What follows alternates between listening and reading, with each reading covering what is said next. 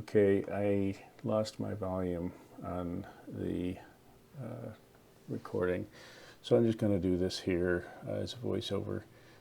I got this radiator guard off of Aliexpress. I paid $25 shipped. I noticed it's gone down a bit. In any case, this is how it came, and the rivets there threatened to go into the radiator. I think that's what this is for, the rubber strip here, and I put a strip of that across the bottom because that side is held tight against the radiator. I actually wound up putting both strips in because it helped the clips be a little more secure. So go ahead and put both strips on if you're installing this. Just the second little bit across the middle to give it more gap. Now there's one bolt here that holds the top of the radiator and the other side just slides in. So once you take that bolt out and another bracket below, you can get it off. You do have to take this side panel off. It would otherwise get in the way of moving it. And you also have to take it off to get to the a bracket underneath that also holds the radiator in place. You can, by the way, just slip that connector off. It fell off later on, so I discovered that I could take it off. So take this one bolt off on the top.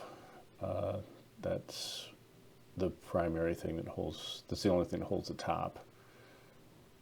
Get that bolt out.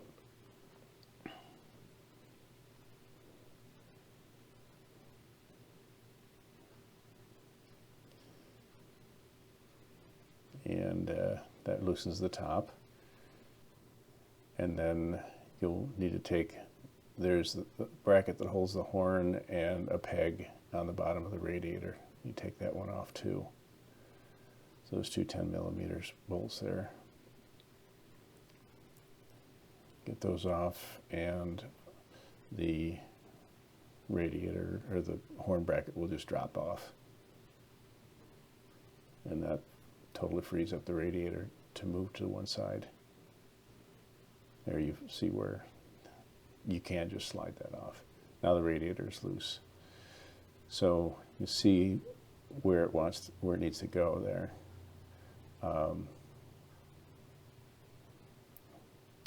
So just, you have to do a little wiggling. The fans are kind of, the fan shrouds hit some frame underneath, so you wiggle it around, you can get it out. There, drops right off. Just put the protector up in place and just slip it right back on again on the right hand side there.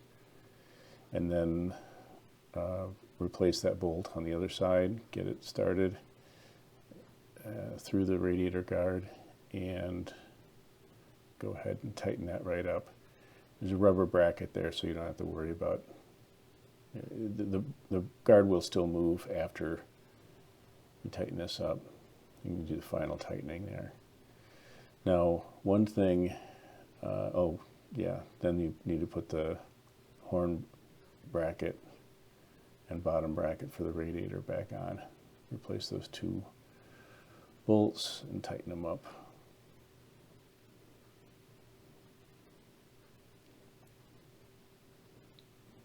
I'll go ahead and start talking about the bottom there. There's two clips that just wrap around the bottom of the radiator.